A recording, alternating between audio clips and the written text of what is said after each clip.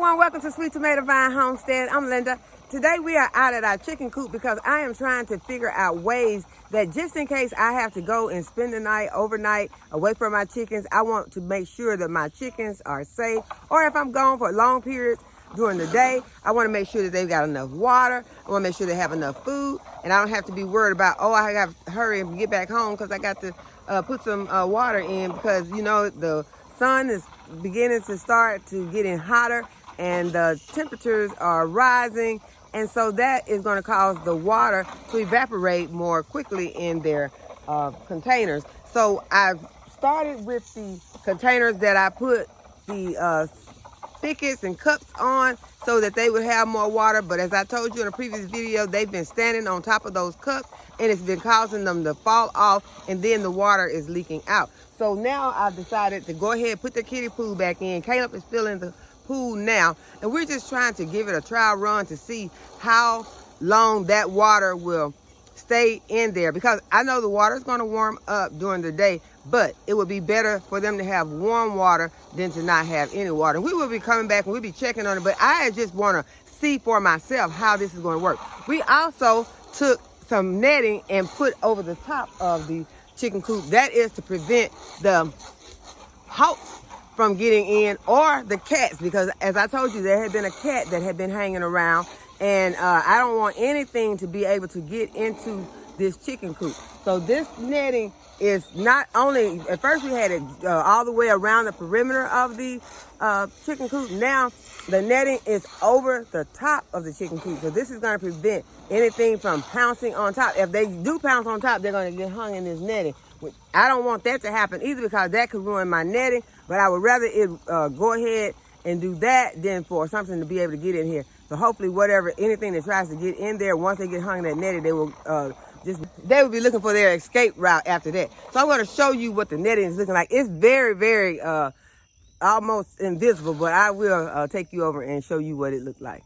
Over the top, draped completely over the chicken coop, and then it is all down to the ground. And so we have stakes that we can stake it. Caleb was saying something about if the winds get high, some stakes came with this netting, so we can do that. So it's going to be a little harder to keep these weeds from around here, but I just want to make sure that my chickens are safe. I can, worry about these weeds later. And so now they are out, and as you can see, they do love these 5-gallon containers that they have their food in, because that's just lots of food for them to eat all the time. Another thing that I worry about when I am away is that the chickens may just eat, and these chickens are not meat birds, and I don't want them to just constantly eat and get overweight. So this is something that we have to start doing. We'll just have enough food in there so they, eat their regular food and not just have an overabundance of food. This is mainly something I am trying for when we are away. I plan to try putting the nipples on 5-gallon buckets and see how that works, since they've been breaking these cups. Okay, next thing I'm going to do, I'm going to harvest me some Swiss Chard for my breakfast. But y'all, someone gave me a good idea about getting a foghorn to use when I come into the garden. So this could be a good noise maker that I could use when I come out, and if there's anything in the area, this could run it out of the area, because that is pretty noisy. And this is just my blower. Okay, but the reason why I did not go ahead and get the foghorn is because I was trying to do research to see if the noise of a foghorn would possibly be disturbing to my chickens. I will use this because they are used to this noise. They're used to me coming out here and using the blower. So I didn't want anything that was going to harm my chickens' ears.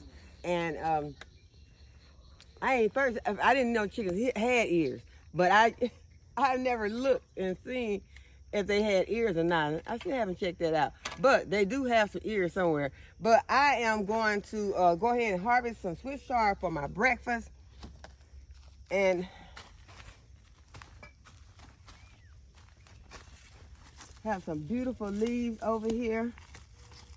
I'm going to leave just a few. I'm going to take most of them.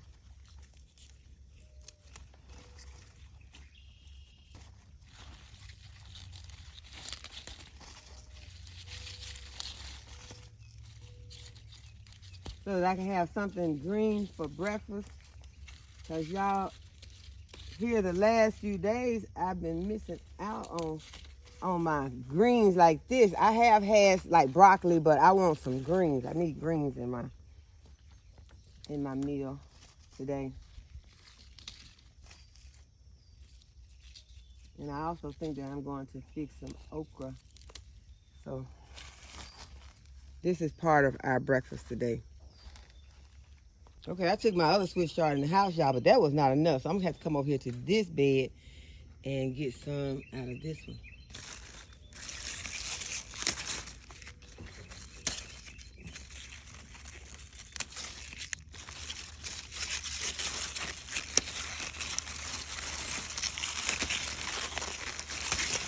I should have did the way I usually do, make it go fast, just grab and cut, grab and cut. I could have just grabbed this whole bunch right here and took my nippers and just cut it off, but I'm doing it this way this time. Get some of these bigger leaves. I am hungry. I need a good breakfast. I need a big breakfast this morning, a big green breakfast. Okay, this is better. And I have noticed that where I put the trench at and laid my irrigation tubing, there is a gap in here. And so I don't want it to be any gaps where the irrigation tubing is showing. So I am going to put another bag of this cow manure compost that is very sandy and very heavy. I'm going to put it on this area and spread it out.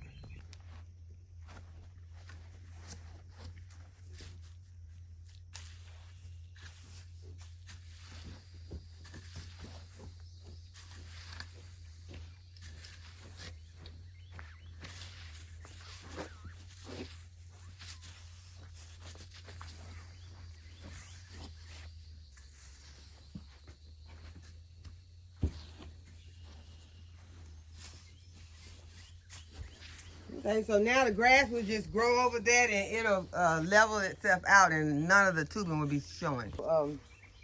I'm going to check my beans to see if there are any beans on here.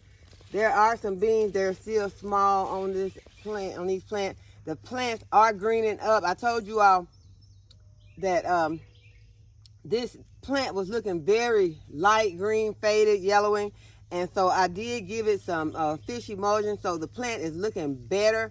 So as I said, just because beans are known to fix the soil, beans can still use some nitrogen.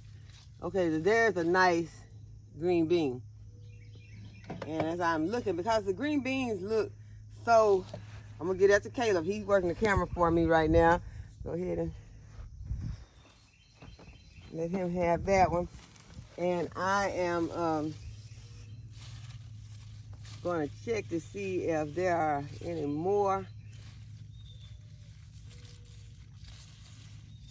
I don't see any more bigger ones. So in a few days, I will add some more nitrogen to this, some more fish emulsion. So I want these beans to green up and I want them to go ahead and start putting off some green beans. And in this area, I just want you all to see how my strawberry plants are running. So they are doing an excellent job. This strawberry bed is looking wonderful. I am very excited about this bed and hope that it continues to do as it is doing, and it's probably going to grow into another bed. We're probably going to end up with a larger strawberry patch. So I am very excited about that because that is what I have been wanting to have. I want to have a lot of strawberries all over the homestead. And so this is what our Dollar Tree Stackable is looking like. It is looking very good right now, and it has a lot of healthy looking herbs on it, and I am very happy about that. Our lavender is looking good, but I was asking you all how I could do my Dollar Tree Stackable as far as my irrigation goes. So let me show you what I decided, but I'm going to show you on my other Stackable. Other Dollar Tree Stackable, and this Stackable has some butterfly, or some, I always want to call it butterfly bush, but it is milkweed. It has milkweed growing in it, and I want this area to be very attractive to the butterflies. I also have a few strawberries in here, well, a couple of strawberries in here. There's one right there, and here is one right here. And this strawberry is really having a wonderful time. You remember at one point the strawberries weren't doing good in this Stackable because the ants had got in here and were just destroying the roots some way. So I put the diatomaceous earth into this Stackable, got rid of the ants, and now the strawberries that are in here are doing wonderful. There are only 2 in here, but the rest of them are, I had to pull them out. But these milkweed is doing very good in here, but this is how I decided to do my irrigation. So I just started right at the bottom and ran my irrigation here to the top. And so whenever I turn my irrigation on, the water will go into this one, but it does not do like some of the other Stackables or towers. So it does not let this water drain out. I guess it would have if I had put holes in all of these areas. Or did these have, I don't know if these have holes in all these areas. Let me look underneath.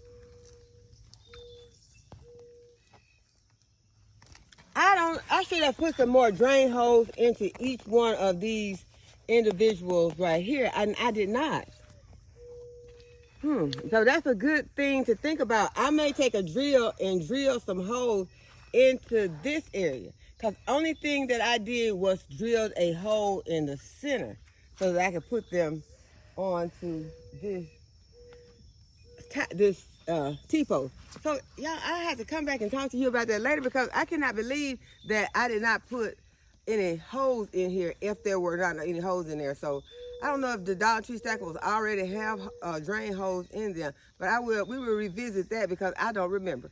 So I also put one here because I knew, I put one here, then I put one right here because I knew that this one was not going to give me enough water flow. So I added one here, and then I added one around here. So this one may move since those are kind of on the same one, on the same row.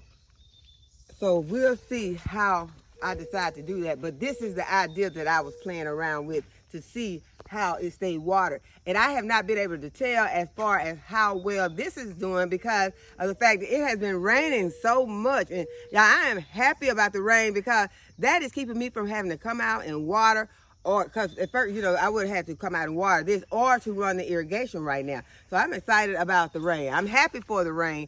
And I know that, you know, this is, as I told you, a good time to go ahead and get your rain barrels filled. We're getting the opportunity to get those rain barrels filled. So if you don't get your rain barrels full now, because I know most areas are having a lot of rain. So this is the time. If you don't have your rain barrel, go ahead and try to see about getting a rain barrel. If you don't have one, ask someone that's not using a trash can, that, you know, just anything. You don't have to be a perfect rain barrel. I'm using a trash can, I think 33 or 30 gallon or 33 gallon trash container, a plastic one that has a lid on it. And so I did a video to show you how I have that. And it's full. I need to pick up a couple more. I really do. I have not picked up 2 more, but I do have buckets that I have sitting around. I got a old container over here, a cast iron container that I have over here that has been you know, I've been storing water in that. So you just need to make sure that you are storing up your water.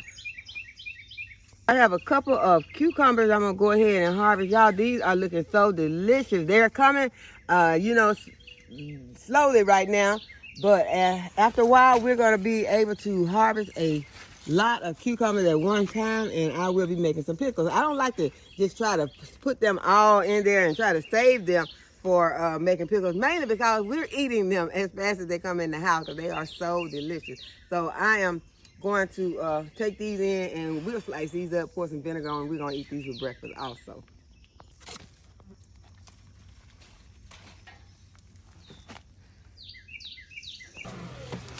Okay, y'all, now what is going on with this? Look at this. Look how this corn has grown on the top here, and it don't have the husk on it. Did something pull? Oh wait, ants. There are ants. There's a trail of ants going down right there. See, I don't like ants, so that's why I'm gonna have to come out here and I'm gonna have to put more of the diatomaceous earth out here on the corn, cause these ants just are having too much fun. But I'm gonna pick this piece of corn up and I'm gonna let the chickens have that.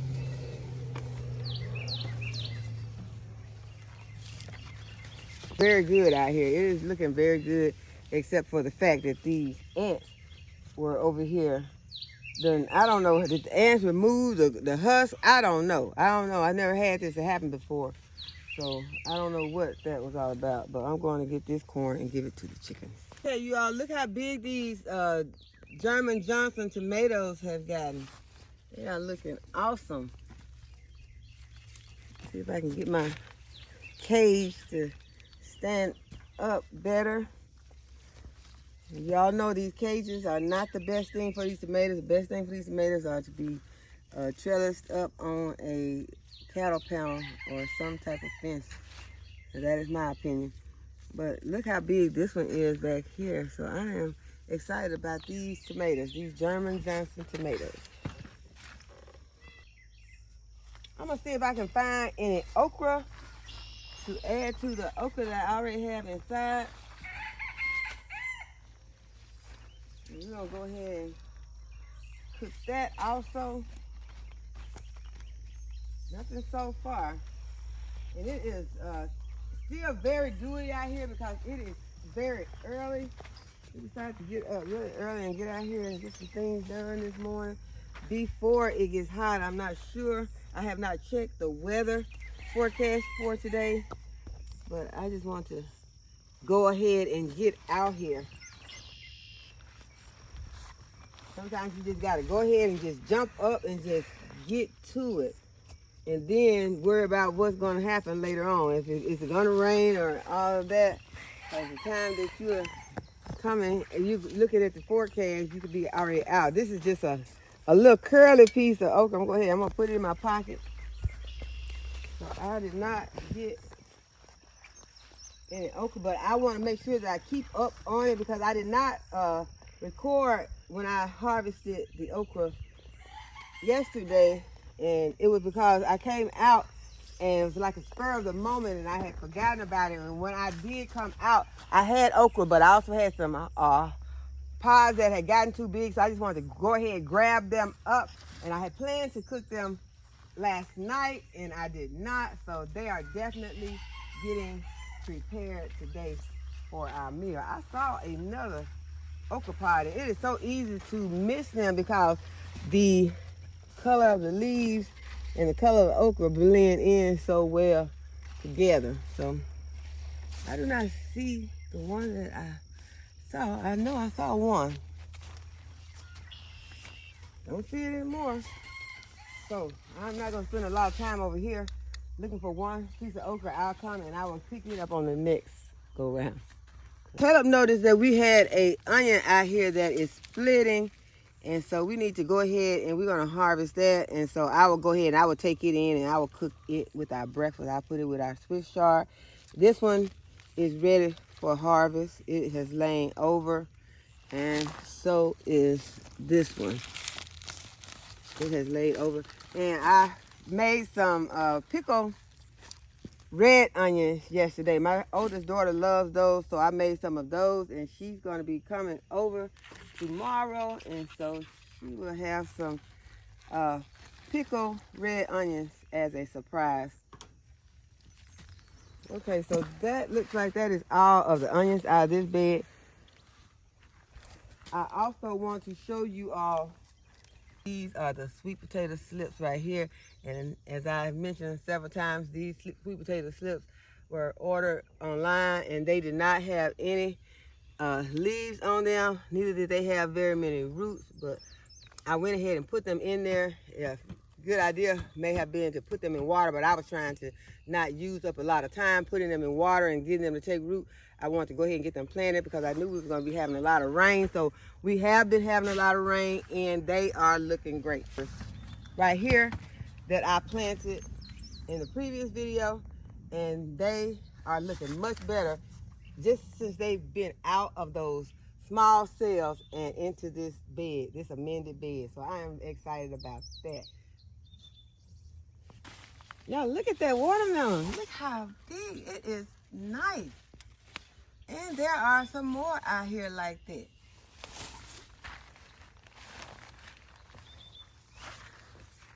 I'm gonna move around so I can show you the other melons.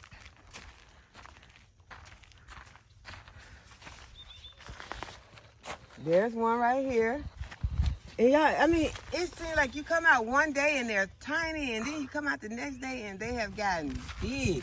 So I hope that it continues. I know a lot of people probably are sick of the rain, but I hope it continues to rain so that I can go ahead and not have to come out here and worry about these watermelons. They just will be growing, getting huge, and it won't be too long before it is time to start to harvesting them. So I am excited. I'm really ready to cut one open, but I know that it is not time to cut one open because you want to wait until they get big. So you don't want to be impatient and then cut it open after you waited all that time and then cut it open and then have a watermelon that is not ripe inside. So I am going to try to start preparing myself to be patient. Okay, here's one right here.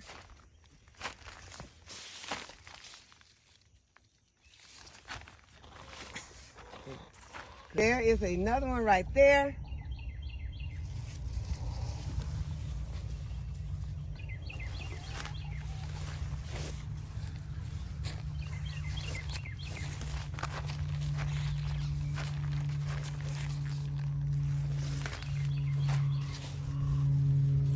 Okay, I'm starting to kind of remember where they are. Here's one right here. I know there are more in here, but these are the ones that I kind of remember where they are.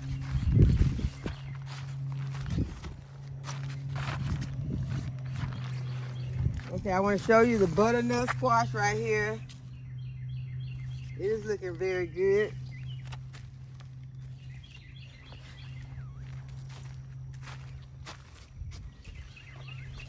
And butternut squashes are one of my favorite squashes.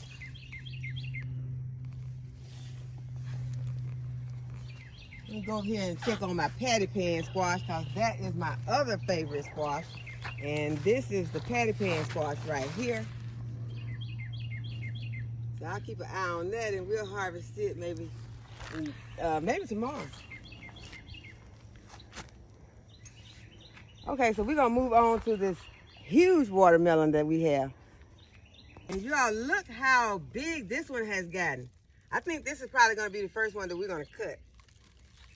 But it still has some time to go, so we're gonna be patient. So another look at the squash plant because I am keeping an eye on this squash plant to make sure that it does not get any squash bugs on it. So far, there are no squash bugs on this plant. I still have not eaten any squash off it, but it does have some squash growing on the plant. And this is the pink banana squash. So I came over to the East Garden because I want to check out my squash plants over here. And they are looking good. I don't see any damage. I don't see any squash bugs. I don't see any eggs. And so I am going to go ahead and turn the irrigation on over here and let it run. And yesterday I did harvest one of the candy roasted squashes out of this bed. It was very, very delicious. And so I'll be looking forward to getting more of those. I'm keeping an eye on the cushaw squash to see when they start getting squash on them. Right now, I don't know if I have any cushaw squash yet, but there are flowers on these plants. I did harvest some of these flowers and breaded them and fried them, and they were very delicious. So yeah, I am happy about the way that things are looking in the squash bed, and I hope that they continue to be like this, that we'll be able to keep the squash bugs off of the plants until we are able to get the harvest that we want. So I hope that you all have enjoyed this video today, and that you give the video a thumbs up and subscribe to my channel. And go ahead and hit the notification bell to be notified whenever I upload a new video. As always, thanks for watching. I'll see y'all in the next video. Bye-bye.